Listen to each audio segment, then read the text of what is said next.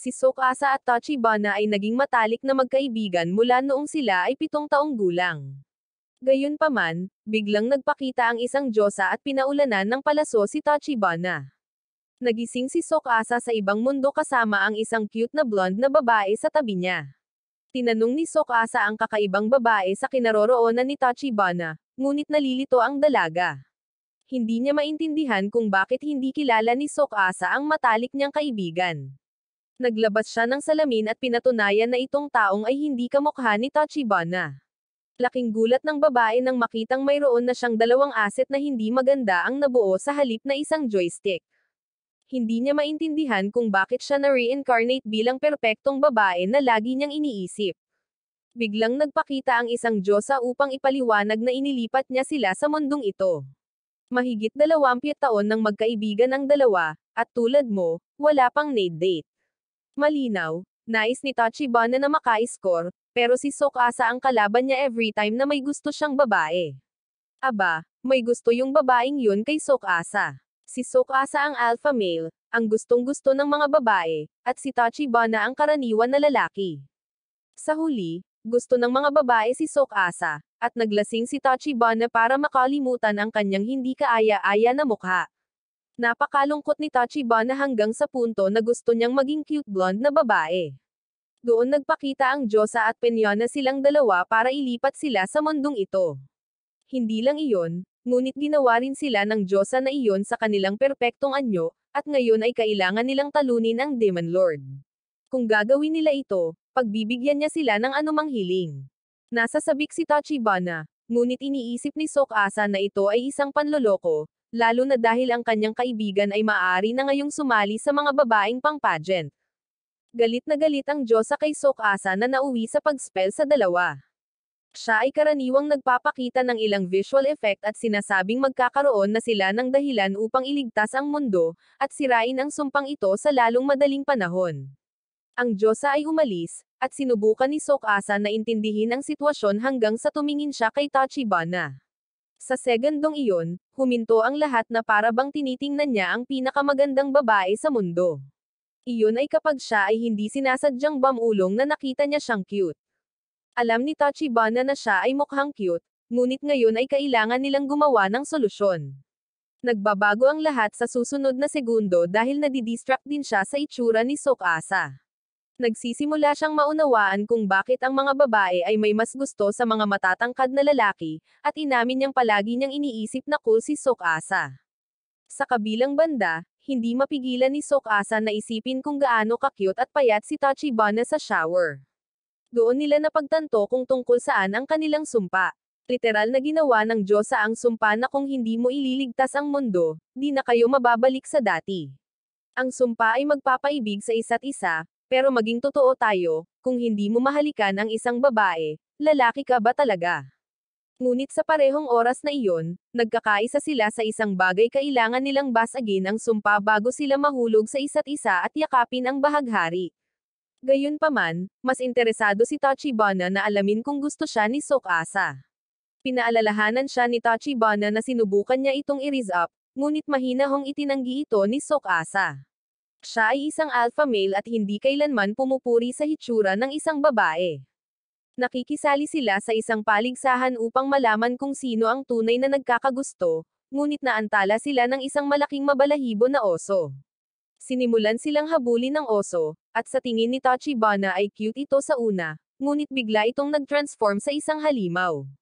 Ang halimaw ay nagsimulang umatake ng mga sinag sa kanila, ngunit si Tsukasa ay umiwas sa kanila.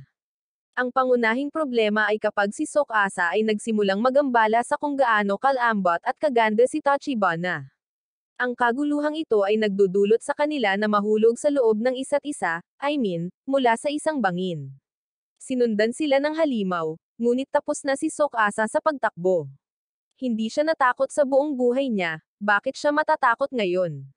Nagpasya siyang harapin ang halimaw at binigyan ito ng random na suntok.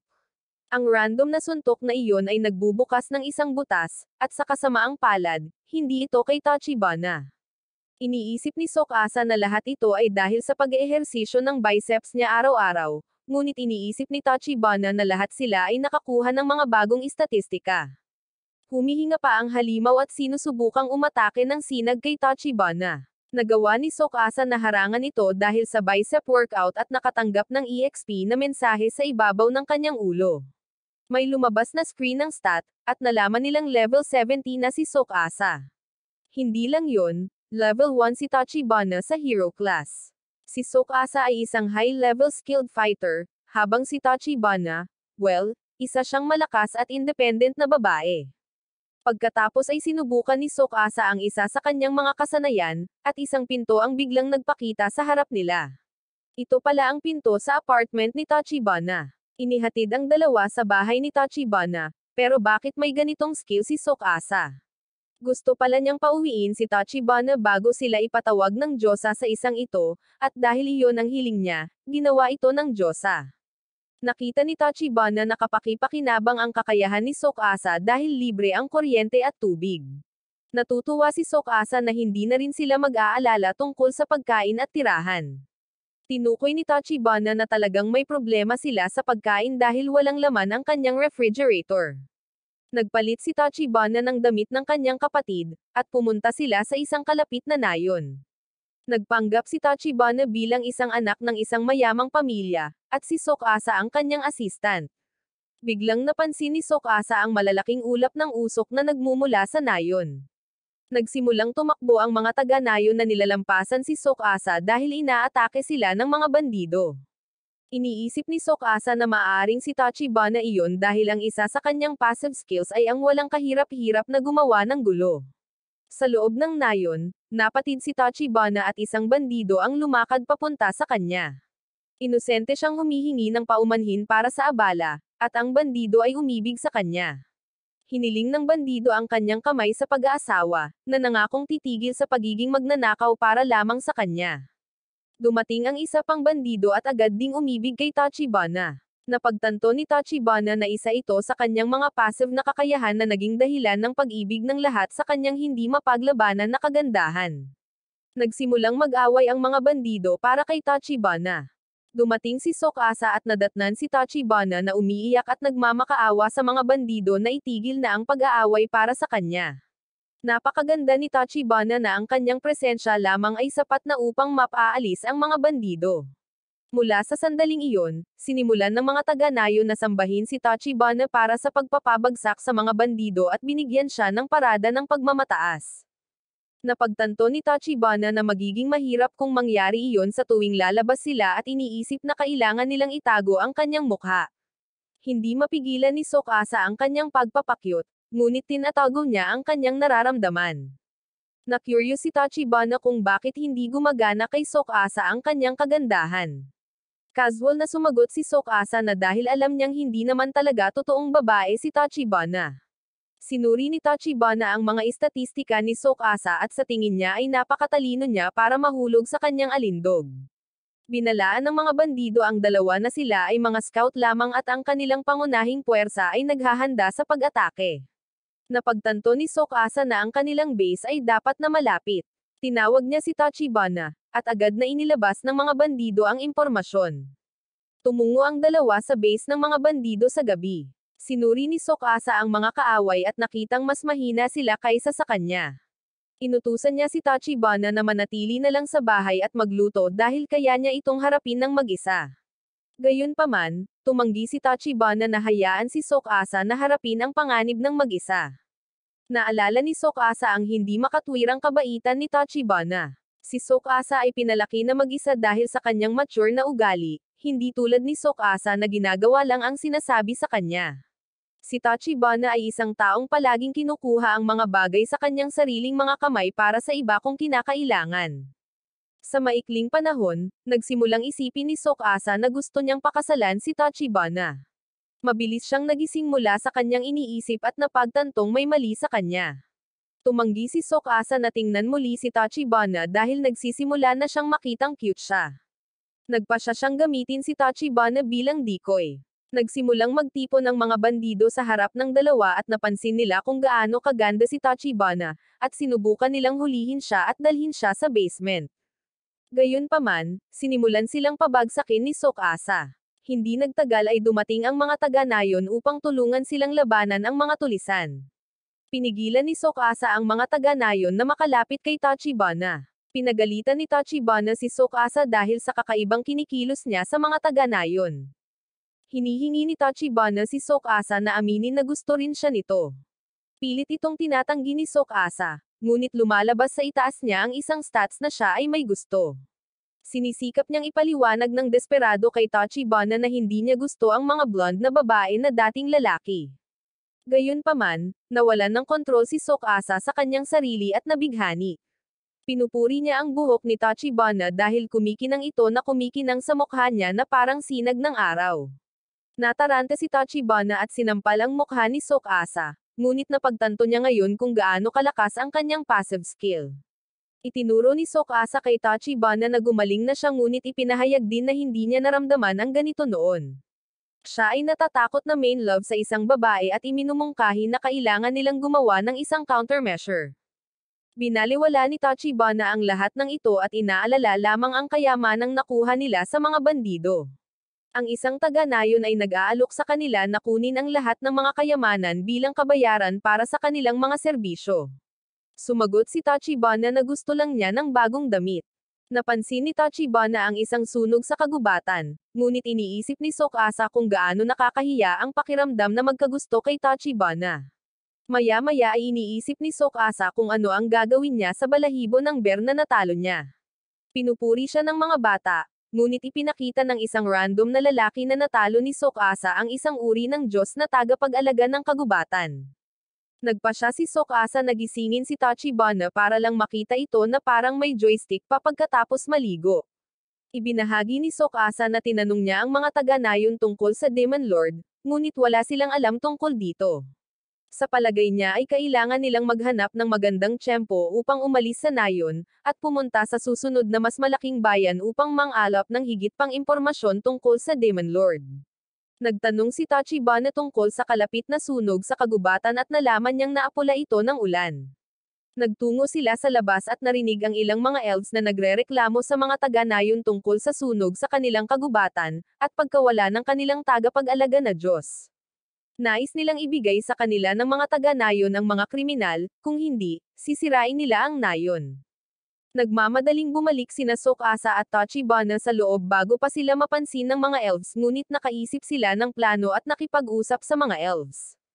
Sinabi lang ni Tsukasa na wala siyang pagpipilian maliban sa pagsunog ng kagubatan, ngunit wala rin siyang pagpipilian sa tagapag-alaga ng kagubatan. Ito ay maaaring tapusin siya or tapusin niya ito. Gusto ni Tachibana na tigilan na ni Tsukasa ang pagiging mayabang at humingi na lang ng tawad, pero tumanggi siya. Si Lilia, isa sa mga elves, ay nagsimulang mapansin ang pambihirang kagandahan ni Tachibana, gayunpaman, sinasabi niyang mas maganda siya kaysa sa kanya. Sinasamba ng mga elves ang Diyosa ng pag-ibig at kagandahan, at ang kanilang mahabang tainga ay patunay ng kanilang debosyon. Malamig na tugon ni Tsukasa na lahat ng sumusunod sa Diyosa ay mga clown. Hinihiling ni Lilia sa dalawa na aminin ang kanilang mga kasalanan at humingi ng kapatawaran. Napakasimple ni Tachibana kaya nasasabik siya sa pag-iisip na patatawarin sila sa simpleng pagluhod, pero pinigilan siya ni Tsukasa. Nilinggan niya si Lilia at ipinahayag na hinding-hindi niya kikilalanan ang kagandahan nito, dahil hindi siya interesado sa sinumang babae na hindi makakapantay sa kagandahan ni Tachibana. Sina Lilia at Tachibana ay sumasali sa isang kompetisyon kung sino ang mas maganda. Hiniling ni Lilia sa mga taga-nayon na pumili ng isang panig, at lahat sila ay pumili kay Tachibana.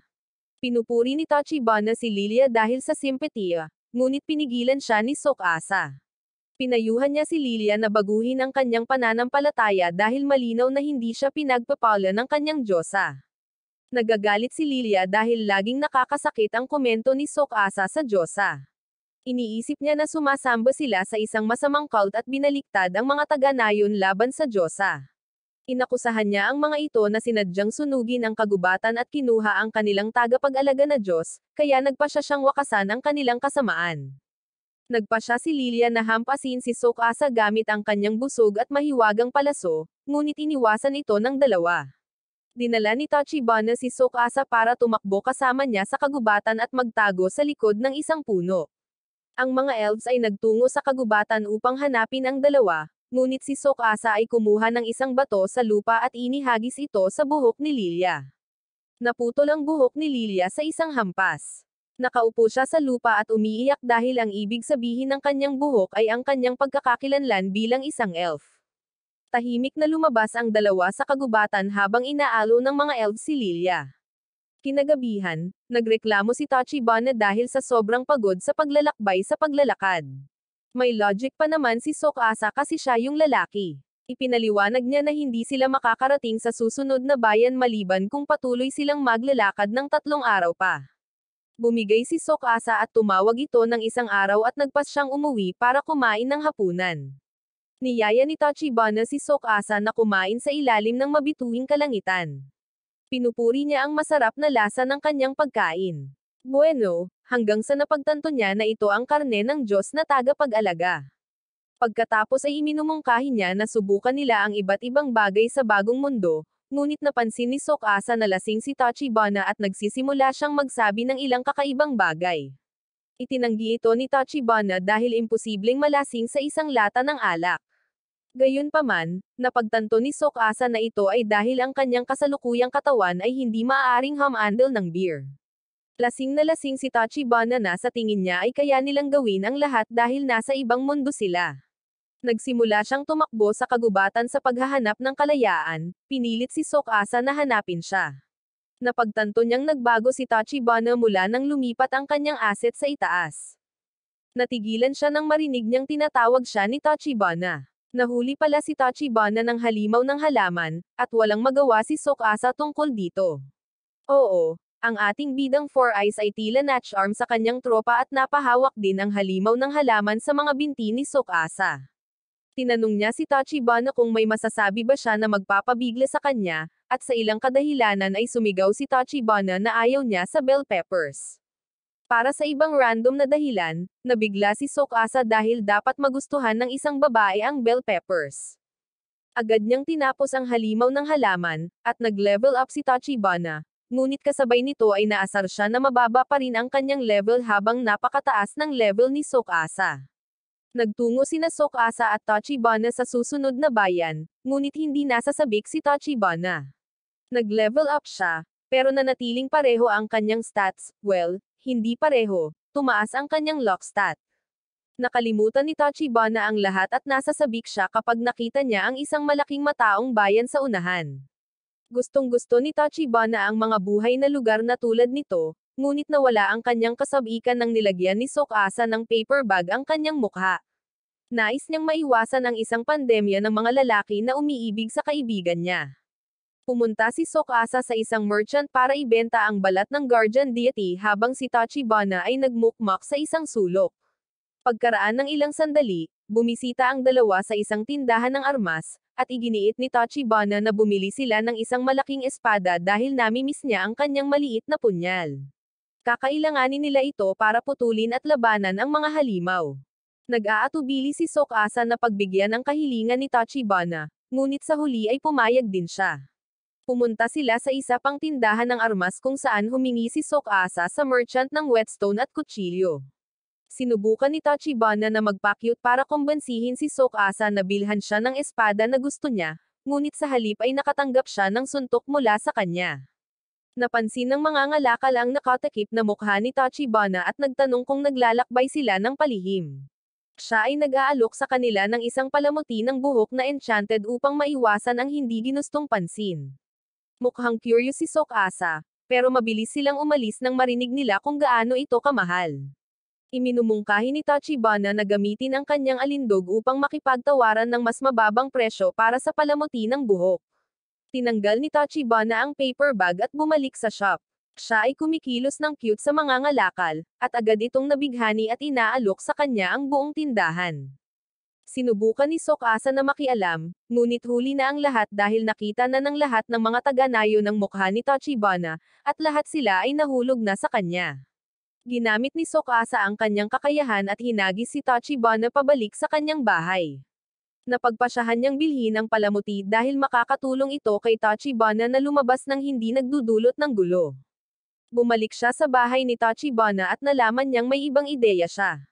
Sa tingin niya ay maiiwasan nila ang gulo kung gagawin lang ni Tsukasa ang lahat ng paglalakbay, habang siya ay nasa bahay at gagamitin lamang ang kakayahang ipatawag ang pinto kapag kinakailangan. Ngunit naiintindihan ni Tsukasa kung ano talaga ang nangyayari, tamad ang tao na ito na ayaw maglakad. Si Tsukasa ay nagsimulang magturo ng napakaraming bagay na maaaring magkamali sa kanyang plano, tulad ng kung ito ang kanyang kakayahan, kung siya ay masasawi paano si Tachibana babalik sa totoong mundo. Pagkatapos ay ibinigay niya sa kanya ang palamuti sa buhok at bumalik sa bayan. Gamaan ang pakiramdam nila dahil walang nakatingin ngayon kay Tachibana, average lang siya ulit. Malayang gumala ang dalawa na walang nangiistorbo sa kanila, pero alam ni Tsukasa na sinusundan sila. Hindi nagtagal ay hinarap sila ng dalawa sa mga naunang bandido para sa pagpapakita sa sikat ng araw. Isa sa mga bandido ang nagpahayag ng kanyang pagmamahal kay Tachibana. Napagtanto ni Tsukasa na mabibighani pa rin ang mga tao kung malalaman nila siya. Isang lalaking nakabalabal ang biglang nagpakita sa pagitan nila at madaling natalo ang mga bandido. Tinanong niya sina Tsukasa at Tachibana kung hero din sila. Ipinakilala ng lalaki ang kanyang sarili bilang Shards at ipinahayag na nagmula siya sa parehong mundo ni Tsukasa at Tachibana. Ipinaliwanag niya kung paano siya isang bayani at nakuha ang maalamat na espadang ito mula sa isang diyosa. Ngunit hindi pinansin ng dalawa si Shards at lumayo, ngunit hinabol niya sila. Sa wakas ay nagpa siya silang marinig si Shards dahil nakakainis siya at nagpakilala ng mga pekeng pangalan. Si Shards ay nakikipag-usap kay Tachibana at agad na naakit. Iniisip niya na si Tsukasa ay dapat ang kanyang ama na naghahanap ng isang karapat-dapat na manugang na paprotektahan ang kanyang anak na babae. Nagpa siya si Shards na isa lang ang magagawa niya, gusto niyang patunayan na malakas siya para pakasalan si Tachibana at hinamon si Tsukasa. Hinampas ni Shards ang kanyang maalamat na espada, at hinawakan ni Tsukasa si Tachibana upang protektahan siya. Dama po ang pag-atake sa isa sa mga bahay, at agad itong nahati sa kalahati. Pinagbantaan sila ni Shards at nagkunwaring mayroon siyang mas malalakas na pag-atake, ngunit sa katotohanan, hindi nito ginamit ang espadang ito at nanginginig dahil sa nerbiyos. Ang problema niya ay gusto ni Tsukasa na makita kung gaano siya kaseryoso. Naghahanda ang dalawa para sa isang matinding tunggalian. Biglang inaresto ni Lucia mula sa Vigilante Corps si Shards sa ilalim ng charge ng pinsala sa ari-arian. Sinubukan ni Shards na tumakas, ngunit hinabol siya ni Tsukasa at pinosed siya. Naghahanda ang dalawa na umalis, ngunit hiniling ni Lucia sa kanila na kusang pumunta sa istasyon bilang mga saksi. Sa istasyon, tinanggihan ni Lucia ang mga alingaw tungkol sa mga bayani na tinawag ng mga diyosa upang talunin ang Demon Lord. Nagpakita si Shards ng isang goddess crest upang patunayan na siya ay isang tunay na bayani. Nagulat ang lahat, maging si Lucia, na nagdagdag lang ng panibagong charge para sa panloloko. Ngunit dumating ang hepe ng lupain at inutusan si Lucia na palayain si Shards.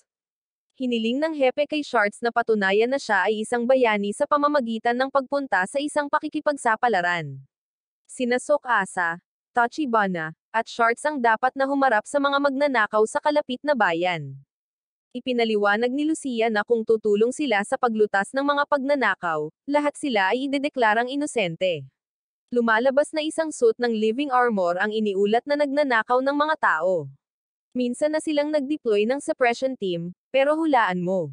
Nauwi rin ang team na iyon na manakawan. Sa daan, isang armored warrior ang nagpakita sa harap nila. Naghahanda si Shards sa pag-atake, ngunit pinigilan siya ni Tsukasa dahil maaari niyang sirain ang kagubatan kung gagamitin niya ang kanyang espada. Nagpa siya si Shards na labanan ang armored warrior gamit ang shield sword sa halip. Siya ay tumutugma sa nakabaluti na mandirigma ngunit nabigo siyang makaiwas sa isa sa kanyang mga pag-atake. Sa segundong iyon, sinira ng armored warrior si Shards ng kanyang mga damit, ang kanyang espada, wala na ang lahat, kinain ng mandirigma. Ang armored warrior pagkatapos ay tumingin sa kanyang mga mata kay Tachibana at gusto niya ang kanyang palamuti sa buhok. Sinabihan siya ni Lucia na tumakas, at naisip pa ni Tachibana na ibigay ito sa kanya, ngunit pinigilan siya ni Tsukasa. Iniisip ni Tachibana na dahil ayaw ni Tsukasa na mawala ang kalayaan niyang maglakad sa bayan, ngunit higit pa iyon. Ibinunyag ni Tsukasa na nagkakahalaga ito ng 3 taong sweldo bilang isang trabahador. Hinampas ni Lucia ang armored warrior gamit ang kanyang espada, ngunit hindi siya nasaktan. Sa halip ay sinira niya ang damit ni Lucia. Ipinakilala ng armored warrior ang kanyang sarili bilang si Vince at isa siya sa mga nangungunang opisyal ng hukbo ng demonyo. Kumuha si Lucia ng ilang bagong damit mula kay Tachibana at ipinaliwanag sa kanila ang kanyang bagong plano.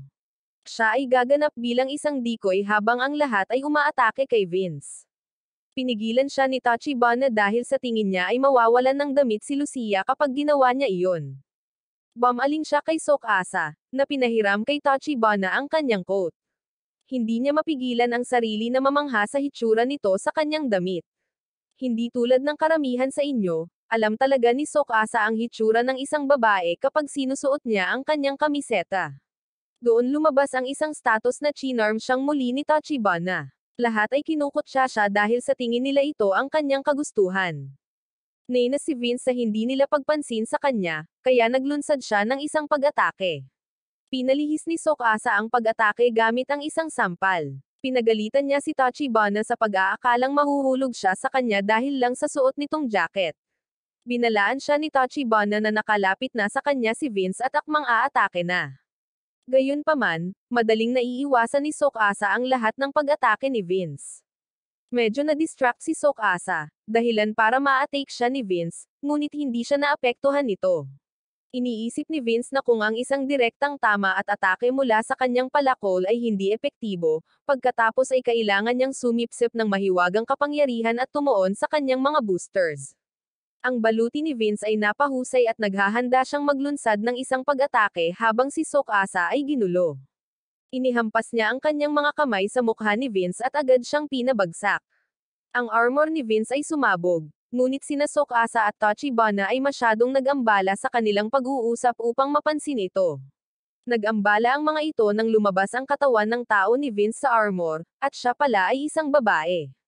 Bumalik ang koponan sa bayan upang tanungin si Vince. Dinala nila siya sa basement at tinanong siya tungkol sa lokasyon ng demonyo, ngunit hindi tumugon si Vince. Kinaumagahan, sinubukan ni Shorts na gisingin si Tachibana at aanyayahan siyang kumain ng almusal kasama niya. Gayunpaman, si Tsukasa lang ang nakikita niya sa kwarto. Napansin ni Shorts ang pinto sa loob ng kwarto at pinindot niya ang doorbell. Sumagot si Tachibana mula sa likod ng pinto, sinabihan siyang pumasok sa loob. Nagulat si Shorts na may bahay sa loob ng pinto. Ipinaalam sa kanya ni Tachibana na ito ang kanyang bahay. Sumagot si Shorts na maraming bagay na nagmumukhang lalaki ang nakatira doon sa halip na babae. At doon niya nalaman na si Tachibana ay isang 32 taong gulang na lalaki na naiba ang kasarian ng na-teleport sa mundong ito. Lumapit sina Tsukasa at Tachibana sa hepe upang pasalamatan siya sa pagpapalam sa kanila ng gabi, ngunit nalaman nilang nakatakas si Vince. Napagpasyahan ni Lucia na dumating ang isang kaalyado nito upang tulungan si Vince. Iniisip ni Tsukasa na kahit pumunta na sila sa mas malaking bayan, wala na silang natutunan patungkol sa Demon Lord. Sa kabilang banda, tinuturuan ni Tachibana si Shorts kung paano suriin ang kanyang mga istatistika. Sinusuri ng dalawa ang mga istatistika ni Shorts, ngunit itinago niya ang kanyang tunay na pangalan. Gayunpaman, nalaman nila na mayroon siyang napakaraming kakayahan kahit na siya ay isang karaniwang manlalaban. Biglang nag-ambala ang tatlo nang bumukas ang langit na may liwanag na kulay violet. Hindi sinasadyang ginamit ni Shorts ang isa sa kanyang mga kasanayan na tumatawag sa Diyosa ng gabi, isa sa 12 Diyosa. Tinanong ng Diyosa si Shorts kung bakit siya ipinatawag. Inamin ni Shorts na tinawag niya siya nang hindi sinasadya. Lumuhad si Lucia at ang mga gwardya habang hinihiling nila kay Shorts na patawarin sila sa hindi paniniwalang siya ay isang tunay na bayani. Pinagmasdan ng mabuti ng Diyosa ng gabi si Tachibana at napagtanto na siya ang bayaning pinili ng Diyosa ng pag-ibig. Iniisip ng Diyosa ng gabi na binabaluktot ng Diyosa ng pag-ibig ang mga patakaran sa pamamagitan ng pagpapatawag ng dalawang tao. Nagtataka si Shorts kung paano nauwi sa muling pagkakatawang tao ang dalawa. Itinuro ng Diyosa na ibinigay kay Shorts ang kanyang banal na espada, ang Graham. Naisip niya na ito ang pinakamalakas na bagay sa mundo na maaaring maputol ang anumang bagay. Ipinaliwanag ng Diyosa na ibinibigay ng mga Diyosa sa kanilang mga bayani ang mga sandata at kakayahan na nais nila, dahil ito ay isang tuntunin na dapat nilang sundin. Nasa sabik si Tachibana na makita ang kanyang Diyosa, iniisip na maaari siyang makakuha ng isang tunay na sandata. Napagtanto ni Tsukasa na ang dahilan kung bakit sila pinatawag ng kanilang Diyosa ay dahil si Tsukasa ang pinakamalakas na sandata ni Tachibana. Tumanggi si Tachibana na aminin na si Tsukasa ang pinakamalakas sa lahat. Umalis ang Diyosa ng gabi at pinasalamatan siya ni Shards. Tinanong sila ng isa sa mga taga-nayon kung handa silang manirahan sa kanilang nayon na may walang katapusang supply ng pagkain at pera. Masayang sumang-ayon si Shards, bagamat natutokso si Tachibana sa mga alok ng mga taga-nayon tumanggi si Tsukasa. Nagtataka si Tachibana kung bakit siya tumanggi sa ganoong napakagandang alok, ngunit binalaan niya ito na hindi ligtas na hayaan siyang manatili sa isang lugar dahil malalaman ng kanilang mga kaaway ang kanilang lokasyon. Sa tingin ni Tachibana, hindi ito isang valid na dahilan para tanggihan ang alok ng mga taga-nayon. Itinuro ni Tsukasa na gusto niya ng kalayaang maglakbay at masiyahan sa kanilang paglalakbay tulad ng inirekomenda ni Tachibana. Sa wakas ay nakumbinsi na si Tachibana, kaya umalis na sila. Kinabukasan, inabutan sila ng mga taga-nayon ng mapa at nagpaalam sa kanila. Nalaman nila na aabutin sila ng 2 linggo bago sila makarating sa Royal Capital. Habang pareho silang tumatakbo, nakita nila ang isang karwahe sa tabi nila kung saan nakakulong si Lilia. Pareho silang kumikilos na parang walang nakita dahil hindi naman sila close. Sa gabi, napanaginipan ni Tachibana ang kanyang alaala noong bata pa siya nang mapadpad siya sa isang kagubatan at dumating si Tsukasa upang tulungan siya. Pumasok si Tsukasa sa kwarto ni Tachibana kung saan nakita niya itong nakatingin sa kanilang elementary graduation album. Ipinakita ni Tachibana kay Tsukasa na minsan ay pinangarap niyang maging cellophane tape kapag siya ay naging 18 taong gulang. Nais ni Tsukasa na maging cellophane tape si Tachibana sa halip na isang babae. Nag-away sila dahil patuloy na pinagtatawanan ni Tsukasa ang kanyang pangarap sa cellophane tape. Sinubukan ni Tachibana na makita kung anong nakakahiyang pangarap si Tsukasa sa kanyang graduation album, ngunit mabilis na isinulat ni Tsukasa ang kabuuan nito. Nagpatuloy ang dalawa sa paglalakbay, at pinili ni Tachibana na huwag pansinin si Tsukasa. Pinagalitan siya ni Tsukasa dahil sa pagiging isip bata, ngunit gusto niyang isipin nito ang ginawa nito. Sinubukan ni Tachibana na alalahanin ang isinulat ni Tsukasa para sa kanyang pangarap. Bigla silang hinarang ng isang nagtitinda ng pusit. Inabutan niya sila ng inihaw na pusit dahil narinig niyang nag-aaway sila. Kakainin na ni Tachibana ang pusit nang mapansin ng nagtitinda ang kanyang kagandahan. Masyadong abala si Tsukasa sa pagsisikap na kumbansihin si Tachibana na pareho silang mali. Hindi niya napapansin na nawala si Tachibana kasama ang tindero ng pusit. Ilang pagkain lang ang kailangan niya para sundan siya nito, gayunpaman, iniisip lang niya na pinaglalaroan siya ni Tachibana bilang kabayaran sa pagsusulat sa kanyang elementary yearbook. Nakita ni Tsukasa ang karwahe kung saan nila nakita si Lilia kanina. Sinubukan niyang suriin ito ngunit hindi niya sinasadyang nasira ito.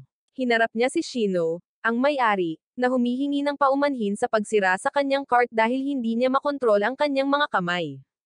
Tinatanong niya kung may elf si Shino sa kanyang karwahe kanina. Kinukumpirma ni Shino at tinanong kung hinahanap siya, at hinahanap talaga ni Tsukasa si Tachibana. Binalaan siya ni Shino na kung maganda ang babaeng hinahanap niya, baka ibenta siya bilang sakripisyo. Ang bayan ay nagdaraos ng isang pagdiriwang kung saan kinakailangan nilang isakripisyo ang mga magagandang tao sa kanilang Diyos. Si Tachibana ay kinuha kasama si Lilia bilang isang bihag. Nangako si Lilia na maghihiganti kay Tachibana ngayong natagpuan na niya ito pagkatapos ng mahabang paghahanap. Ipinaalala niya kay Tachibana na pinili lang siya ng mga taga-nayon dahil chinarm niya ang mga ito. Pakiramdam niya ay mapagkumpetensya siya at iniisip na ang mga nanghuli sa kanila ay halatang mas gusto ang kanyang kagandahan. Siya ay nag-ambala nang ang isa sa mga bumihag sa kanila ay nag-propose kay Tachibana, na nagsasabing tatalikuran niya ang kanyang nayon para sa kanya. Pinalaya ni Lilia ang sarili sa galit. Hinahamon niya si Tachibana sa isang beauty contest, ngunit muli siyang natalo. Dinala si Tsukasa sa isang lokasyon ng pangingisda. Matagal nang mahirap ang bayan, ngunit dahil sa biglang pagsulpot ng isang dambuhalang pusit, biglang naging sagana ang huli. Gayunpaman, sinabi nila na humingi ito ng buhay na sakripisyo bilang kabayaran. Ang Diyos ay nangangailangan ng sakripisyo upang maging isang maganda ngunit makinis na babae. Nagpasya si Tsukasa na ibagsak ang Diyos, ngunit kung gagawin niya ito, ang mga tao ay magkakaroon ng tagtuyot na panahon ng pangingisda. Ipinaalam sa kanya ni Shino na parehong nahuli sina Lilia at Tachibana dahil ang taga-nayon na maghaharap ng pinakamagandang kandidato ay magiging susunod na pinuno ng nayon. Nagtataka si Tsukasa kung bakit patuloy siyang sinusundan ni Shino dahil wala siyang perang pambayad sa kanya. Nakonsensya lang si Shino sa pagkuha kay Lilia bilang sakripisyo. Dinala siya ni Shino sa isang bodega kung saan maaaring naroon si Tachibana. Binuksan nila ang pinto sa bodega para lamang makita si Lilia. Iniligtas nila si Lilia at iniuwi siya para sa hapunan. Tinanong ni Tsukasa si Lilia tungkol sa kinaroroonan ni Tachibana at binalaan siya ni Lilia na hindi na makikita ni Tachibana ang susunod na pagsikat ng araw. Nagalit si Tsukasa at hiniling na malaman ang lokasyon ni Tachibana. Nag-alok si Lilia ng tigil labanan sa kanya at nangangako siyang tutulungan siya hanggat tutulungan din siya nito. Ipinaalam niya sa kanya na iginagalang ng mga tao sa nayon ng pusit bilang kanilang Diyos. Kung tatapusin niya ang Diyos na iyon sa harap nila, masisira ang pista at magugulo ang nayon. Sumasang-ayon si Shino na ang pakikialam sa pagdiriwang ay isang magandang ideya, ngunit imposibleng talunin ang malaking pusit sa ilalim ng tubig. Pinalis ni Tsukasa ang kanilang mga alalahanin at determinado siyang humanap ng pagkakataon na maalis ang pusit. Gusto niyang bigyan siya ni Lilia ng isang tulong para pabagsakin ang Diyos at ipinangako niya itong tutuparin ang kanyang salita. Si Lilia ay nabighani sa pagiging maaasahan ni Tsukasa at pumayag siyang tulungan siyang pabagsakin ang pusit. Nagtungo sina Tsukasa at Lilia sa dagat, at itinali niya ang katawan ni Lilia kasama ng mga floaters. Ipinaliwanag niya na ang kanyang plano ay gamitin si Lilia bilang decoy habang sila ay nangingisda ng pusit. Inihagis niya si Lilia sa tubig upang maisakatuparan ang plano, at nanunumpa si Lilia na hindi na muling magtitiwala sa isang tao. Makalipas ang 3 oras, nagsisilbing decoy pa rin si Lilia sa dagat, ngunit wala silang nahuli. Nilapitan sila ng isang bata at kinukutya sila sa kalokohang pangingisda ng pusit sa liwanag ng araw. Ipinaalam niya sa kanila na ang mga pusit ay nocturnal. Paglubog ng araw, biglang napalibutan si Lilia ng malalaking galami ng pusit. Napansin ni Tsukasa at Shino na kinain ng pusit si Lilia. Ipinagdiriwang ni Tsukasa na kinuha ng pusit ang kanilang decoy. Nakakulong si Tachibana sa ibang lugar at pinipilit ang sarili na humanga sa paglubog ng araw. Nagpakita ang mga miyembro ng pusit, at nabigla siya dahil oras na para sa sakripisyo. Tiniyak niya sa sarili na laban lamang ito sa isang malaking pusit. Kailangan lang niyang gumawa ng seryosong laban, at magkakaroon siya ng pagkakataong manalo. Gayunpaman, tinatamaan siya ng katotohanan na hindi niya ito matatalo dahil sa laki nito. Naalala niya kung paano niya hindi pinansin si Tsukasa at nagsisisi na nakipag-away siya dito. Naalala niya ang oras na nakiusap siya kay Tsukasa na tulungan siya sa pag-aaral at nauwi sila sa pag-aaway, kaya 1 linggo siyang hindi kinausap ni Tsukasa. Napagtanto ni Tachibana na kung hindi siya makakaasa sa pagliligtas ni Tsukasa, kailangan niyang gumawa ng hakbang sa kanyang sarili. Nakakuha siya ng ideya na akitin ang mga lalaki para magdulot ng kalituhan at gamitin ang pagkakataong makatakas. Napakamot siya ng ulo sa pagtatangkang tanggalin ang kanyang tiara hairband. Nakalabas siya sa hall, ngunit matagumpay na naalis ang kanyang tiara. Lahat ng lalaki ay nakatingin sa kanyang mga mata at tinatawag siyang Diyosa. Nahila si Tsukasa ng malaking sukat ng pusit. Pakiramdam niya ay humihina na ang kanyang lakas at iniisip niya kung may nagawa ba siya para hamin na siya. Bigla niyang napansin ang ingay sa likuran niya. Inaakyat ni Tachibana ang malaking rebulto ng pusit habang ang lahat ng mga babae sa nayon ay gustong isakripisyo agad siya. Inaakusahan siya ng kaakit-akit at pang-aakit sa kanilang mga asawa. Ang lahat ng mga lalaki sa nayon ay humihiling sa kanya na pakasalan sila. Ang mga miyembro ng pusit ay nagpapaalala sa mga taga-nayon na si Tachibana ay isang sakripisyo sa kanilang Diyos. Gayunpaman, sinisisi pa rin siya ng mga kababaihan sa nayon sa pagkakabighani sa kanilang mga asawa sa kanyang kagandahan. Nagpasya si Tachibana na nakapagdesisyon na siya. Siya ay nanunumpa na hindi susunod sa mga tradisyon ng nayon. Nadismaya siya sa mabuting pakikitungo ng nayon dahil nag-aalok sila ng mga bisita bilang sakripisyo. Nabawi ni Tsukasa ang kanyang lakas matapos makita si Tachibana at walang kahirap-hirap na hinayla ang pusit palabas ng dagat habang papunta siya sa kanya. Ipinaalam ni Tachibana kay Tsukasa na ang kanyang mga braso ay nasa kanilang limitasyon. Nakiusap siya kay Tsukasa na gumawa ng isang bagay tungkol sa mga taga-nayon. Ginagamit niya ang kanyang lakas para ihagis ang pusit patungo sa rebulto nito sa nayon. Ang ulo ng pusit ay dumapo sa ibabaw mismo ng rebulto, na siyang tumatapos dito. Ang lahat ng mga taga-nayon ay umiiyak sa paningin ng kanilang nasasawi na Diyos. Nakita ng pusit si Tachibana at ginamit ang mga galami nito para sunggaban siya. Naghahanda ang pusit na gawing huling hapunan si Tachibana, ngunit pinigilan niya ito gamit ang kanyang mga paa. Nasa loob pa rin ng bibig ng pusit si Lilia at hinawakan niya ang mga binti ni Tachibana. Gusto niyang isama si Tachibana, ngunit ipinaalam sa kanya ni Tachibana na malapit nang matalo ang pusit. Naghagis ng kutsilyo si Tsukasa kay Lilia, at iniligtas niya si Tachibana at hiniwa ang pusit. Kumuha si Lilia ng sulo mula sa isa sa mga taga-nayon at sinunog ang pusit at ang estatwa nito. Pinagpipiestahan niya ang inihaw na pusit at inaanyayahan niya ang mga taga-nayon na kumain kasama niya. Inamin ng mga miyembro ng pusit ang pagkatalo at idineklara nilang hindi nila ipagpatuloy ang pag-aalay ng buhay ng isang tao sa isang halimaw na pusit. Si Lilia ay iboboto bilang susunod na pinuno ng nayon. Nag-level up si Tachibana at kumuha siya ng isa pang paper bag na tatakip sa kanyang mukha para maiwasan ang isa pang kaguluhan. Pinilit ni Tsukasa si Tachibana na kumuha ng maliit na kuneho para sa tanghalian at sinabi niya na wala silang pagpipilian dahil kailangan nilang mabuhay. Nagmukmak si Tachibana sa sulok at humingi ng paumanhin sa nasawi na kuneho. Hiniwa ni Tsukasa ang karne nito, at nakiramay si Shino kay Tachibana dahil ito ang una niyang huli. Nagtataka si Tachibana kung bakit kasama nila si Shino.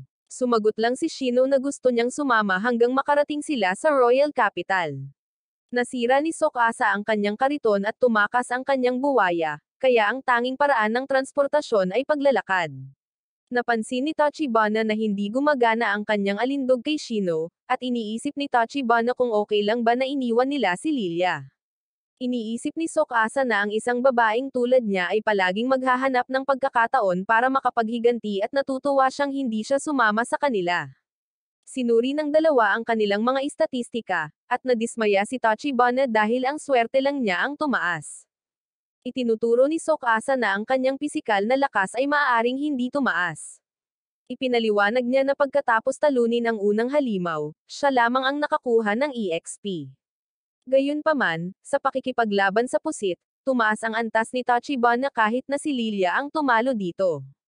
Sa palagay ni Tsukasa, ang malapit na pakikipag-ugnayan sa kaaway ang susi sa pagkakaroon ng EXP.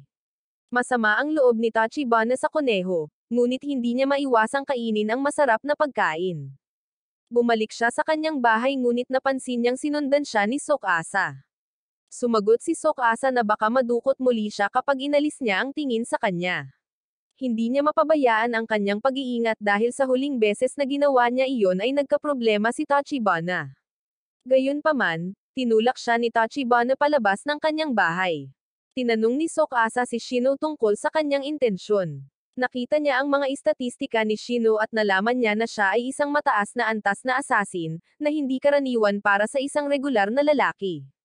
Sumagot si Shino na gusto niyang samahan sila, ngunit nararamdaman ni Tsukasa ang pagnanais sa dugo at iniisip niya kung si Tachibana ang target niya.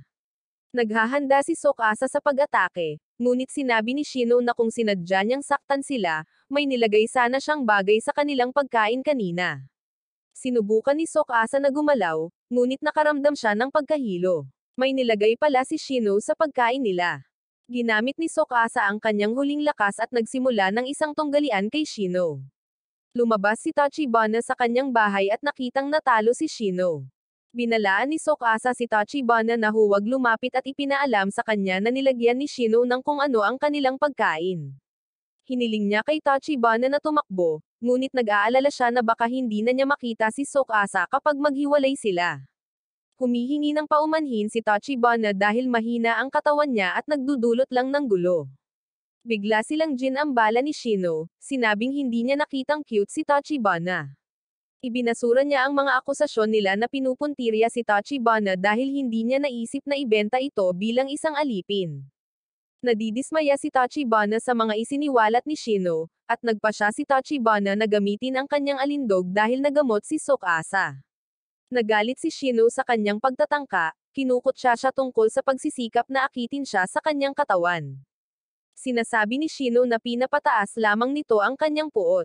Napagtanto ni Tachibana na si Tsukasa ang pinupuntirya niya sa halip na siya.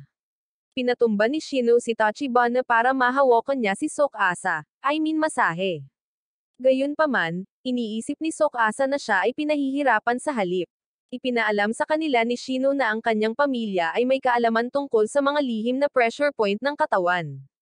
Hindi niya magawang talikuran ang antas ng pagod ni Tsukasa. Kaya naman gusto niyang tretuhin ng mabuti si Tsukasa.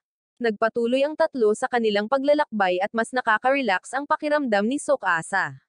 Ipinahayag ni Tsukasa na kung nakakaramdam sila ng kaunting pagod, dapat silang magpahinga. Dumating sila sa kabisera ng hari at ipinaalam sa kanila ni Shino na hindi sila maaaring pumasok dahil sa isang digmaan kamakailan. Nag-aalok siya na tulungan silang pumasok sa kabisera kapalit ng pagiging tour guide nila. Matagumpay silang pumasok sa loob at nakita nila ang templo ng Diyosa ng pag-ibig at kagandahan. Sinabi ni Tsukasa kung mahanap nila ang propation ng kanilang Diyosa, maaari silang makahanap ng impormasyon tungkol sa Demon Lord. Isang priestess ang nag-welcome sa kanila sa templo, at si Tsukasa ay nagulat sa hitsura ng priestess na sobrang kagalang-galang at maganda. Inaasahan niyang wala silang dignidad tulad ng kanilang Diyosa. Pinupuri ng priestess ang kagandahan ni Tachibana at bagay na bagay siya para pagsilbihan ang kanilang Diyosa. Nagtungo sina Tsukasa, Tachibana, at ang priestess sa loob ng templo at kakailanganin nilang magpalit ng opisyal na tela. Gayunpaman, ang mga damit pala ay underwear lamang. Idinagdag pa ng priestess na ito ay kanilang opisyal na pananamit at tanging ang mga nakasuot lamang nito ang pinahihintulutang pumasok sa kanilang lugar ng pagsamba. Pinaalalahanan ni Tsukasa si Tachibana na ang layunin nila ay mang-alap ng impormasyon tungkol sa Demon Lord. Walang pagpipilian ang dalawa at nagpalit sila ng opisyal na tela. Gayunpaman, isinusuot ito ni Tsukasa sa ilalim ng kanyang suit, ngunit isinusuot lamang ni Tachibana ang underwear.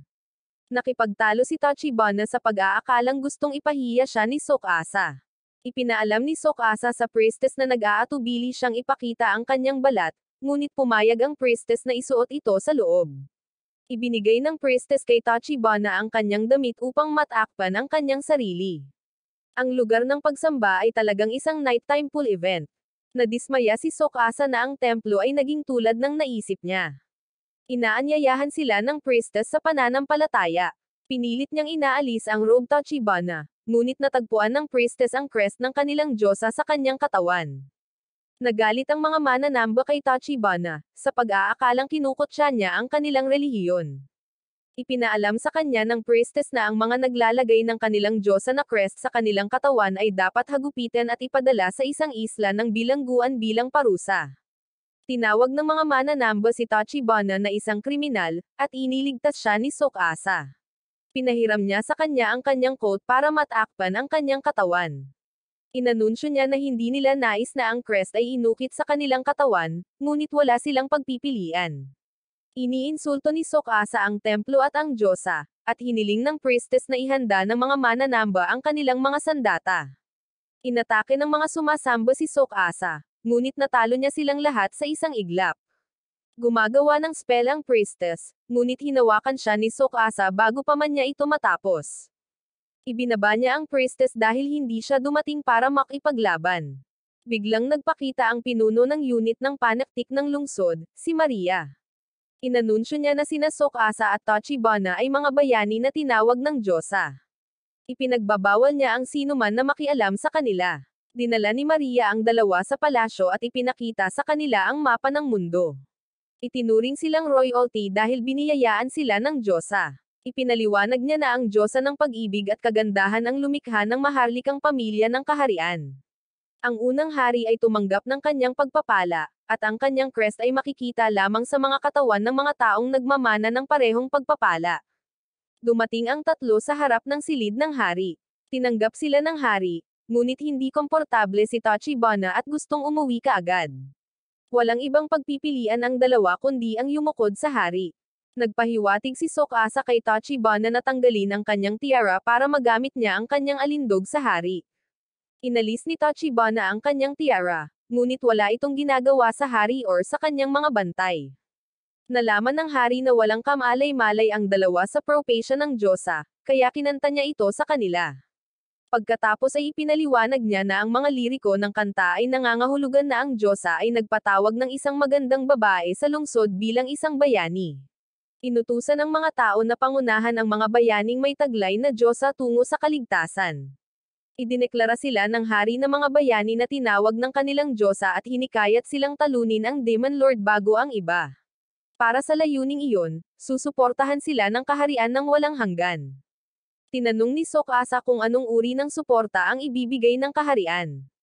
Pinag-uusapan ng hari ang tungkol sa pagbibigay ng lahat ng nasa kabangyaman ng kaharian.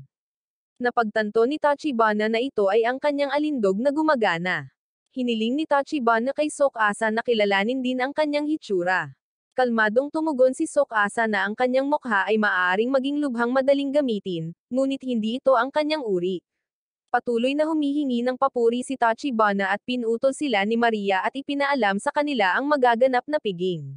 Namula si Tsukasa nang makita si Tachibana sa handaan. Nagsisimula siyang isipin ang buong buhay nilang magkasama. Nagising si Tsukasa mula sa kanyang mga iniisip at nagpanik, at pinagbawalan niya si Tachibana na pumasok sa handaan. Sinamahan ni Maria si Tachibana sa labas. Sinabi niya na wala silang magagawa dahil inutusan ni Tsukasa ang mga kabalyero na pigilan ang mga maharlika na makalapit kay Tachibana.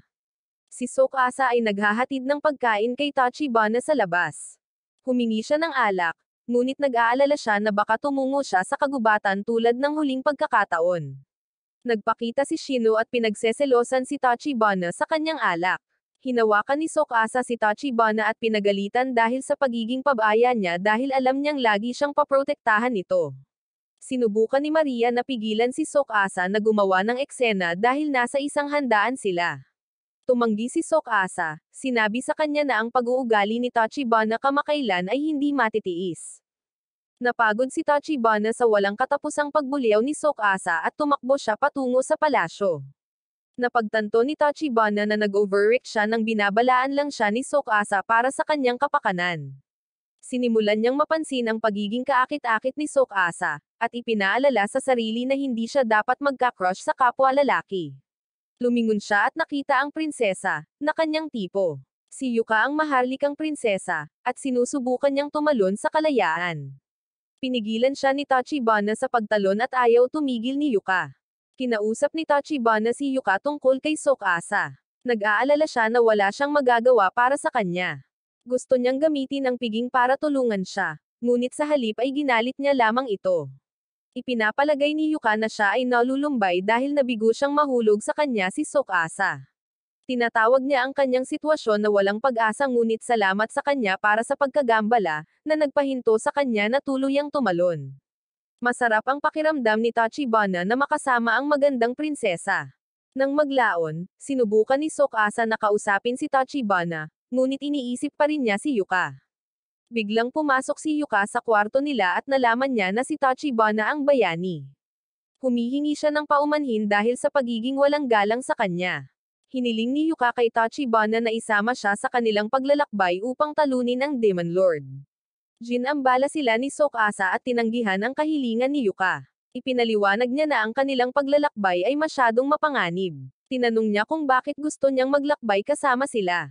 Bago pa makasagot si Yuka, pinigilan siya ni Tachibana sa pagtatanong sa kanya. Alam niyang may dahilan si Yuka na hindi niya masabi sa kanila. Nag-aalala rin siya na baka subukan ni Yuka na wakasan ang kanyang buhay. Ang tatlong ito ay humingi ng pahintulot sa hari, ngunit tumanggi siya dahil kailangang asikasuhin ni Yuka ang kanyang mga opisyal na tungkulin. Pinaalalahanan din siya nito na para pa rin itong bata na hindi makatulog ng walang paboritong unan. Hinihingi ng hari ang opinyon ni Tachibana. Sa halip ay sumagot si Tsukasa, na nagsasabing sa tingin nila ay dapat mauna ang mga tungkulin ni Yuka. Pinagalitan ng hari si Yuka sa paghingi ng mga bagay na pambata. Nawala ang pagiging cool ni Yuka at iniinsulto si Tsukasa at ang hari. Sinubukan ni Tachibana na sundan siya, ngunit pinigilan siya ni Tsukasa. Gayunpaman, hindi niya ito pinapansin at hinihiling na huwag sumunod. Binisita ni Tachibana si Yuka sa kanyang silid at nakitang naglalabas ito ng kanyang galit. Ipinaliwanag ni Yuka na wala siyang kalayaang umalis sa kastilyo. Masyadong overprotective ang hari sa kanya simula nang masawi ang kanyang ina. Wala siyang mga kaibigan at hindi kailanman nagkaroon ng pagkakataon na makita ang labas. Sa tingin niya ay walang kabuluhan ang kanyang buhay. Napagtanto ni Tachibana na hindi niya maiiwan ang prinsesa dahil nakikita niya si Tsukasa sa kanya. Nangako si Tachibana kay Yuka na kung may gusto siyang gawin, gagawin niya ito sa realidad. Si Yuka ay nagsimula ng isang paghihimagsik, at si Tachibana ay napilitang suportahan siya tulad ng kanyang ipinangako. Ang rebeldeng hukbo ay nananawagan para sa isang bagong pinuno at ang pagtatatag ng demokrasya. Ang hari ay nagpasya sa plano na gamitin ang unit ng panaktik upang makuha si Yuka ng lihim at napilitan si Maria na sumang-ayon sa plano. Nakuha ng hari ang balita na nabigo si Maria na pigilan ang rebeldeng hukbo ngunit sa halip ay nahuli. Nagsimulang magprotesta ang mga sibilyan tungkol sa patuloy na paghihimagsik. Ginagamit ni Yuka ang kanyang kagandahan para makuha ang mga mamamayan sa kanyang panig. Umakyat si Tachibana sa entablado at nangakit ng mas maraming tao. Iminungkahi ng headmaid ni Yuka na siya ang sanhi ng armadong kaguluhan. Tumanggi siya dahil ayaw niyang masaktan ang mga mamamayan. Gusto niyang makuha ang kastilyo nang hindi sinasaktan ang sinuman. Nagpalit si Tachibana ng kanyang karaniwang damit at plano niyang tumakas kay Yuka dahil ayaw na niyang madamay pa sa rebelyon. Gayunpaman, kapag siya ay lumabas sa pagpapalit ng silid, siya ay tinatanggap ng mga magiliw na mamamayan. Napagtanto niyang kailangan muna niyang hanapin ang kanyang tiara. Hindi niya alam ang lokasyon nito, kaya pumasok siya sa isang random na silid upang hanapin ito. Nakita niyang nakatali si Maria sa loob ng silid. Nagulat siya at tinulungan si Maria na palayain ang sarili. Pagkatapos ay niyaya niya si Tachibana na tumakas kasama niya dahil nag-aalala si Tsukasa. Nag-aatubili si Tachibana dahil alam niyang papagalitin siya ni Tsukasa sa pag-alis niya kasama ang prinsesa. Nag-ambala siya sa kanyang mga iniisip at hindi namamalayang itinali si Maria sa kisame. Narinig ng rebeldeng hukbo ang ilang ingay na nagmumula sa tent. Humingi ng tawad si Tachibana at iniwan si Maria para hindi siya mahuli. Nakita ng hukbo si Tachibana at sinimulan siyang habulin. Napagtanto ni Tachibana na ang mga bagay ay naging komplikado. Wala siyang magagawa kung wala ang tulong ni Tsukasa. Naaalala niya kung paano siya tinawag ng kanyang mga kaklase na abala kay Tsukasa. Nag-ambala siya nang pumasok ang headmaid sa silid. Nag-aalok ang headmaid na bigyan siya ng masahe para maibsan ang kanyang pagod. Sinigurado niya kay Tachibana na dahil sa kanya natupad na ang hiling ng prinsesa, at nagsimulang umiyak si Tachibana pagkatapos makamfort. Binalaan siya ng headmaid na lagi siyang nasa panganib dahil ang kanyang katawan ay sumpa mula sa Diyosa, hindi regalo. Wala siyang magawa dahil sa mahina niyang katawan. Inakay siya ng headmaid sa pag-iisip na wala siyang kasalanan at ang Diyosa ang may kasalanan ng lahat. Hinawakan ng headmaid ang crest ni Tachibana at sinimulan siyang i-brainwash. Pinagselosan niya si Tachibana kay Tsukasa kahit siya ang bayani, dahil si Tsukasa ay ninanakaw ang kanyang spotlight. Inutusan niya si Tachibana na layuan si Tsukasa para maturuan niya ito ng paraan para lumakas. Napanaginipan ni Tachibana ang kanyang pagkabata. Palagi siyang binubuli ng mga kaklase niya, kaya hindi na siya natuwa. Nais niyang may mamagitan. Sinagip siya ni Tsukasa, at iyon ang simula ng kanilang pagkakaibigan. Nakapasok sila sa iisang klase, ngunit palaging nag-iisa si Tsukasa. Sinimulan niyang mapansin kung gaano kalakas si Tsukasa, at biglang napagtanto ni Tachibana na lagi siyang nagseselos kay Tsukasa. Nagising si Tachibana mula sa kanyang panaginip, at mas gamaan ang pakiramdam niya pagkatapos ng pagmasahe ng headmaid. Kinuha ng hari si Shorts para sa tulong at nagpapasalamat siya kay Shorts sa pagpunta sa lahat ng paraan. Mabilis niyang ipinaliwanag na ang bansa ay itinapon sa isang kritikal na sitwasyon dahil sa rebelyon na pinamunuan ni Yuka. Ang bawat nayon at kuta kung saan siya nagbigay ng talumpati ay sumama sa kanyang panig at ngayon ay naging isang malaking hukbo. Gayunpaman, mayroong isang kalapit na bansa na ilang taon na silang nakaaway. Wala silang ibang pagpipilian kundi ituon ang kanilang mga hukbo doon, kaya kakaunti lamang ang kanilang nalalabi na hukbo upang sugpuin ang paghihimagsik. Ginamit ng hari ang kanyang huling pagpipilian, na iligtas ni Shorts ang bansa. Masayang sumang-ayon si Shorts nang walang pag-aalinlangan, ngunit isinantabi siya ni Lucia para pag-alitan. Pinaalalahanan ni Lucia si Shorts na huwag sumagot ng hindi nag-iisip dahil may pagkakataon na may gagamit ng kanyang posisyon bilang bayani laban sa kanya. Ipinaliwanag ni Shorts na ang mga kaguluhan ay maglalagay sa panganib sa mga tao. Nais niyang tulungan ang mga nangangailangan gamit ang kanyang kapangyarihan. Si Lucia ay nakakaramdam ng sentimental sa kung gaano kalaki ang paglaki ni Shorts at hinahayaan niya si Shorts na gawin ang gusto niya. Hinarap ni Shorts ang pangkat at nagsimulang magpanik. Hindi niya alam kung ano ang gagawin, kaya pinayuhan siya ni Lucia na makipag-usap sa mga rebeldeng hukbo. Sinubukan ni Shorts na ipakilala ang kanyang sarili ng may kumpiyansa sa pangkat, ngunit nakaharang si Lucia at sinimulan silang pag-alitan. Hiniling niya sa kanila na umatras or harapin ang galit ng hari. Ang pangkat ay hindi natakot at sa halip ay kinukot siya si Lucia. Ipinahayag ng paksayon na mayroon silang misyon na ibagsak ang kabisera ng hari. Inutusan ni Lucia si Shorts na gamitin ang kanyang espada. Nakaramdam siya ng pag-aalinlangan tungkol sa aktwal na pakikipaglaban sa mga tao gamit ang kanyang espada, ngunit pinagalitan siya ni Lucia dahil sa palaging takot sa kapangyarihan ng kanyang espada. Binanggit niya na ang kapangyarihan ng kanyang espada ay hindi dapat kontrolin siya, ngunit dapat niyang kontrolin ito. Nagsisimula ang paksayon patungo kay Shorts upang salakayin siya. Gayunpaman, sinira ni Shorts ang kanilang mga damit at ang kanilang determinasyon sa isang hagod lamang ng kanyang espada. Masaya niyang ipinagdiriwang ang tunay na kapangyarihan ng kanyang espada. Walang pagpipilian ang paksayon kundi tumalikod at umatras. Bumalik ang dalawa sa hari para magulat, at masaya si Shorts sa papuri ng hari. Napansin niya si Tsukasa na nakaupo at masayang ibinalita sa kanya ang tungkol sa kanyang tagumpay. Tuyong tugon ni Tsukasa, at napagtanto ni Shorts na wala ng buhay si Tsukasa dahil nawawala si Tachibana. Hinala ni Shorts na dapat siyang nalungkot dahil iniwan siya ni Tachibana. Mabilis na itinanggi ni Tsukasa na wala siyang pakialam na si Yuka ang pinili ni Tachibana kaysa sa kanya. Pagkatapos ay inakusahan ni Shorts si Tsukasa na nagseselos. Nagalit si Tsukasa at ipinahayag na hindi siya maaaring magselos sa ibang lalaki. Kinausap ng headmaid si Vince at ibinunyag na sinamantala niya ang kakayahan ni Tachibana. Nadagdagan niya ang kapangyarihan ng kanyang alindog, na nagpapahina kay Tachibana. Hula niya na ang kaharian ay dapat na abala sa pakikitungo sa mga rioters, upang magamit nila ang pagkakataong iyon upang kontrolin ang kapangyarihan.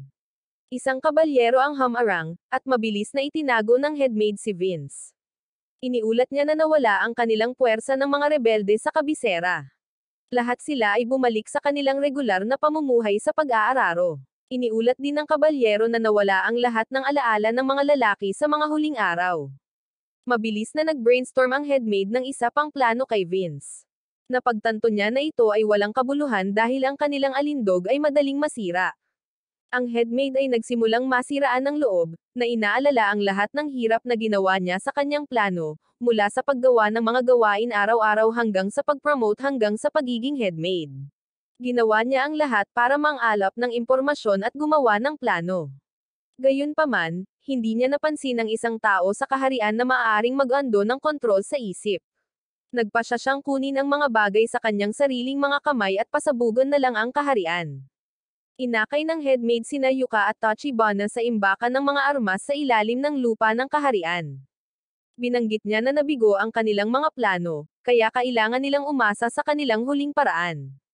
Nagsimulang makonsensya si Yuka tungkol sa paggamit ng mga panlaban ng kaharian para sa sarili niyang layunin, dahil mas gugustuhin niyang gumamit ng hindi gaanong nakakapinsalang alternatibo. Ang headmaid ay nagpapatuloy sa pag-brainwash sa kanya, na nagpapaalala sa kanya ng lahat ng pakikibaka na kanyang pinagdaanan ng mag-isa sa kaharian. Hinawakan niya ang crest ni Yuka at itinulak siya para buksan ang unang pinto. Ginabayan niya si Tachibana para buksan ang pangalawang pinto. Pinatumba ng headmaid si Yuka dahil wala na itong gamit para sa kanya. Pinipilit ni Vince si Tachibana sa loob ng isang nakatagong silid sa silid upang magamit siya bilang pinagmumulan ng kuryente. Binuksan ng headmaid ang switch. Napansin ni na Tsukasa at Shorts ang isang malaking robot na papalabas sa lungsod. Ibinahagi ni Lucia na ito ang Diyos na tagapag-alaga ng kanilang kaharian. Biglang lumawak ang mukha ng robot, at lumabas dito ang isang malaking sinag. Nasaksihan ng hari ang buong bagay at nagtataka kung bakit sinasalakay ng kanilang Diyos na tagapag-alaga ang kanilang sariling lungsod. Ipinaalam sa kanila ng hari na ang Diyos ay tinatawag na Mapan, at ito ay regalong ibinigay sa kanila ng kanilang Diyosa para sa kanilang proteksyon. Napagtanto ni Tsukasa na sina Yuka at Tachibana ang nagpalabas kay Mapan, na ikinagulat niya dahil hinding-hindi sasadyain ni Tachibana ang ganoong bagay. Kinokontrol ni Vince ang Mapan, at kinokontrol ng headmaid ang direksyon. Naghahanda ang Mapan na mag-shoot ng isa pang sinag. Tumakas sina Shorts, Lucia, at ang hari, ngunit nananatili si Tsukasa. Tungkulin niyang pigilan ang Mapan at nagpasya si Shorts na manatili sa likuran kasama niya, napagtanto na sila lamang sa kaharian ang maaaring pigilan ito. Biglang pinakiusapan ni Tsukasa si Shorts na gawin ang lahat ng ito ng mag-isa dahil nawala ang kanyang supernatural na kapangyarihan matapos mahiwalay kay Tachibana.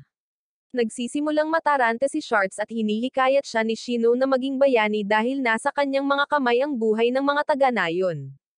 Pinaputok ng Mapon ang sinag, at ginamit ni Shorts ang kanyang espada upang maputol ito. Pinupuri sila ni Vince sa pagtigil sa pag-atake ng Mapon. Naging mas determinado si Shorts na talunin ang Diyos matapos malaman na kaharap nila ang mga puwersa ng Demon Lord. Binalaan sila ni Vince na huwag atakihin ang Mapon dahil maaari nilang saktan si Tachibana. Nagpaputok si Vince ng isa pang sinag, ngunit hindi ito tumama. Pinagalitan siya ng headmaid sa pagiging madali sa kanilang mga kaaway. Madali lang sana nilang matatalo ito sa paulit-ulit na pag-atake. Si Vince ay nagsabi na ang Mapon ay hindi maaaring umatake ng beam ng paulit-ulit. Idinagdag niya na ginamit niya ang mga beam upang bumili ng oras upang hindi mapansin ng mga kaaway ang kahinaan ng Diyos. Pinagalitan din siya ng headmaid dahil sa pagbunyag ng lokasyon ni Tachibana sa kalaban. Tumalon sina Tsukasa at Shorts sa gusali para tumakas mula sa sinag. Ibinunyag ni Tsukasa na sinadya niyang i-provoke si Vince na i-target sila sa halip na ang lungsod. Naisip niya ang mga plano ni Vince at alam niyang sinusubukan niyang bumili ng oras dahil hindi tuloy-tuloy ang pag-atake ng Mapon. Ibinahagi ni Tsukasa ang kanyang plano na gamitin ang oras para mapalapit kay Tachibana para makatulong siya sa pakikipaglaban, at inabutan sila ni Shino ng isang pulang buwaya. Nagising si Tachibana at nakita niya ang sitwasyon ng kaharian mula sa Mapon. Ginagamit ni Tsukasa at Shorts ang buwaya. Pinoprotektahan sila ni Shorts gamit ang kanyang espada sa pamamagitan ng paghinto sa mga papasok na beam. Ayaw ni Vince na mapalapit si Tsukasa kay Tachibana para hindi niya mabawi ang kanyang kapangyarihan. Nagpasya siyang gamitin ang pinakamalakas na kapangyarihan ng Mapon. Huminto ang Mapon sa pag-atake ng mga beam at sinubukang tapakan sina Tsukasa at Shorts. Nagsalita si Tachibana mula sa loob, at nagulat si Tsukasa. Ninanakaw niya ang kontrol ng Mapon mula kay Vince. Hiniling ni Tsukasa na bumaba siya, ngunit tumanggi siya dahil mayroon na siyang hindi kapani-paniwalang kapangyarihan at nanunumpa siyang tatalunan si Tsukasa. Inakusahan niya itong minamaliit siya dahil wala siyang kapangyarihan. Binanggit niya kung paano siya palaging sikat sa mga babae. Gusto pa nga siya ng mga asawa ng amo nila dahil magaling siya sa trabaho, hindi natin alam kung anong uri ng trabaho bagaman. Malakas ang pakiramdam ni Tachibana sa unang pagkakataon sa kanyang buhay at siya ngayon ay may lakas ng loob na menindagan kay Tsukasa. Iminumungkahi ni Shorts na lumaban sila sa Mapon at iligtas si Tachibana. Iniisip ni Tsukasa na ito ay isang masamang ideya dahil ang kanyang lakas ay hindi bumalik sa kabila ng pagiging malapit kay Tachibana. Napagtanto niya na ang kanilang distansya ay walang kinalaman sa kanyang lakas. Napansin din niya na hindi na lumalabas ang kanilang stats. Biglang inatake ni Tachibana ang dalawa gamit ang Mapon. Ipinahayag niya na ang isyu niya kay Tsukasa ay gusto niya siyang purihin. Ipinunto niya na lagi siyang tinatanaw ng lahat sa tuwing magkasama sila at nagpasya siyang maging mas malakas kaysa sa kanya para purihin siya nito. Hinikayat ni Shorts si Tsukasa na purihin si Tachibana. Tinawag ni Tsukasa si Tachibana na cool, ngunit alam niyang hindi ito seryoso, kaya inatake niya ito ng sinag. Ginagamit ni Tsukasa ang kanyang kakayahan para ipatawag ang pinto sa bahay ni Tachibana at ginamit ito bilang isang kalasag. Patuloy na ipinapahayag ni Tachibana ang kanyang selos kay Tsukasa dahil hindi pa siya pinuri ng tulad niya. Iniisip din niya na walang nakikita si Tsukasa para purihin siya. Nagsimulang umiyak si Tachibana at inamin na wala siyang anumang bagay, at ang tanging bagay na maaari niyang ipagmalaki ay ang pagkakaroon ni Tsukasa bilang kanyang kaibigan. Pinili ni Tsukasa na huwag umiwas habang umaatake si Tachibana, ngunit itinulak siya ni Shorts. Humihingi siya ng tawad kay Tachibana dahil sa sobrang paghihirap nito. Gayunpaman, inaangkin niya na hindi niya alam kung paano purihin ang sinuman dahil hindi pa niya ito nagawa mula nang siya ay ipinanganak. Umatake si Tachibana ng tuloy-tuloy na beam, ngunit pinalihis ni Shorts ang lahat. Si Tsukasa ay abala sa pagdadalamati tungkol sa pagiging isang walang galang na tao na nanakit ng mga tao sa pamamagitan ng hindi marunong pumuri. Napagdesisyonan niya na mas mabuting mawala na siya sa paningin ni Tachibana para maiwasang mas masaktan siya. Ipinaalala ni Shorts sa kanya na ipinagmamalaki ni Tachibana na maging kaibigan siya.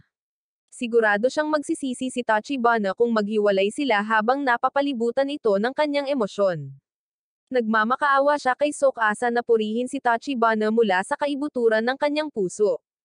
Kakaiba ang pakiramdam ni Tsukasa na sinusubukang purihin ang ibang tao, ngunit iginiit ni Shorts na kailangan niya itong gawin para sa kapakanan ng kaharian. Itinatanggi pa rin ni Tsukasa na nagseselos siya sa relasyon ni Tachibana sa prinsesa. Napagtanto ni Shorts na kahit nasa pagitan ng mga lalaki ang selos ay normal. Pinalaki si Tsukasa para itago ang kanyang nararamdaman para hindi siya magmukhang vulnerable, pero inamin niya ngayon na normal lang sa mga lalaki na magselos sa isa't isa. Sinuntok ni Tachibana si Tsukasa gamit ang mapon, ngunit sa pagkakataong ito ay hinaranggan niya ito ng isang kamay. Nagpasya si Tsukasa na sa wakas ay oras na upang hayaan ang kanyang sarili na maging tapat sa kanyang matalik na kaibigan. Naghahanda si Tachibana na maglunsad ng panibagong pag-atake ngunit napatigil siya nang aminin ni Tsukasa na naiingit siya sa kanya. Palagi siyang may mga tao sa paligid niya at laging napapalibutan ng mga ngiti. Kahit na ibinahagi niya na wala siyang dapat purihin, iniisip ni Tsukasa na mas maganda ang mga katangian niya kaysa sa kanya. Nadala si Tachibana sa mga salita ni Tsukasa, ngunit ang headmaid ay nag-brainwash parent sa kanya sa pag-iisip na hindi sinasadya ni Tsukasa ang kanyang sinasabi. Inakusahan ni Tachibana si Tsukasa ng panunuya sa kanya, inamin kung gaano siya nagseselos sa kanya. Inamin niya noon pa man ay gusto niyang maging katulad ni Tsukasa. Sinira ni Tachibana ang kontrol ng headmaid sa kanya sa pamamagitan ng pagbunot ng kanyang magic mapon. Nawalan siya ng kontrol at ang mga setting nito ay nagbabago sa paglipol ng lahat ng anyo ng buhay sa paligid. Nakikita ni Mapon ang lahat ng tao sa malapit at naglalagay ng target sa kanila. Humingi si Tsukasa ng tulong kay Shorts, at hinampes niya ang kanyang espada na pumutol sa mga braso ng Mapon. Tumungo si Tsukasa patungo sa katawan ng Mapon at umatake ng isang malakas na suntok. Binuksan niya ang robot at nakita niya si Tachibana sa loob. Ginaising niya ito at nakitang umiiyak. Nagsisisi si Tachibana na ilagay sa panganib si Tsukasa at ang kaharian at pinagalitan niya ang sarili dahil ginamit siya ng headmaid. Ibinahagi ni Tsukasa ang tunay niyang nararamdaman para kay Tachibana. Idinetalya niya kung gaano siya kahanga-hanga, ang paraan ng pagiging maalalahanin niya sa mga tao at kung paano niya binibigyang pansin ang mga damdamin ng mga taong nakatuon sa detalye, ginagawa siyang isang taong may mabuting pagkatao. Patuloy niyang pinupuri si Tachibana ng walang katapusan, binabanggit ang lahat ng magagandang bagay tungkol sa kanya. Natigilan si Tachibana kung paano itinuro ni Tsukasa ang kanyang magagandang katangian. Sa wakas ay nagtapos si Tsukasa sa pagpuri kay Tachibana na mas mataas kaysa sa sinumang kakilala niya. Inamin niya na kapag sinimulan na niya itong purihin ay hindi na niya mapigilan. Si Tachibana ay nagsimulang mapahiya sa lahat ng papuri at hiniling kay Tsukasa na huminto, at niyaya niya si Tachibana na bumalik sa kanya. Lumabas sila ng Mapon at bigla itong inanunsyo na masisira ito sa loob ng ilang segundo. Nakatakas sila sa Mapon bago ito masira sa sarili. Tumungo sila sa kaharian at yumuko si Tachibana sa hari. Humingi siya ng paumanhin sa pagdukot kay Yuka at paghikayat sa kanya na gawin ang paghihimagsik. Tumayo ang hari at sa halip ay humingi ng tawad kay Tachibana. Itinuro ni Yuka na pinapayagan ang mga tao na magkamali, ngunit alam ni Tachibana na sinusubukan lang niyang maiwasan ang sisi. Pinipigilan sila ni Tsukasa na maghanap ng taong sisihin. Iniisip niya na kapag nagsimula na silang magturo ng daliri ay wala na itong katapusan. Ang lahat ng sisihin ay dapat nakasalalay sa headmaid dahil pinangalanan niya ang kanyang sarili na isa sa mga nasasakupan ng demonyo at kinuha si Venus. Idinagdag ni Tsukasa na dapat nilang talunin ang Demon Lord sa lalong madaling panahon. Nagpa siya ang dalawa na umalis kinaumagahan dahil alam na ng mga puwersa ng demonyo kung nasaan sila. Nalungkot si Yuka dahil si Tachibana ang una niyang kaibigan. Tiniyak ni Tachibana sa kanya na kaya niyang magkaroon ng mas maraming kaibigan. Iniisip ni Tachibana na malayo na ang kanilang narating ngunit hindi pa rin nila alam ang kinaroroonan ng Demon Lord. Narinig ni Shards ang kanilang pag-uusap at ipinagtapat niya na alam niya ang lokasyon ng Demon Lord sa lahat ng panahon. Ang kastilyo ng demonyo ay matatagpuan sa malaking puting kislap na nakikita nila sa kalangitan. Ipinagpatuloy ni Tsukasa at Tachibana ang kanilang paglalakbay kinabukasan at nagpa siya sina Shards at Lucia na humiwalay sa kanila, pero si Shino ay nagpa siya na sumama sa kanila. Biglang nahiya sina Tsukasa at Tachibana sa pagkakatingin sa isa't isa. Sinimulan nilang isipin ang kanilang kasal at buhay sa hinaharap kong mananatiling babae si Tachibana. Tila sila ay may boses sa kanilang ulo na nagsasabing hindi ito maganda kung mabubuntis si Tachibana, at sumusumpa silang tatalunan ang Demon Lord at sisirain ang sumpa para hindi na mangyari iyon.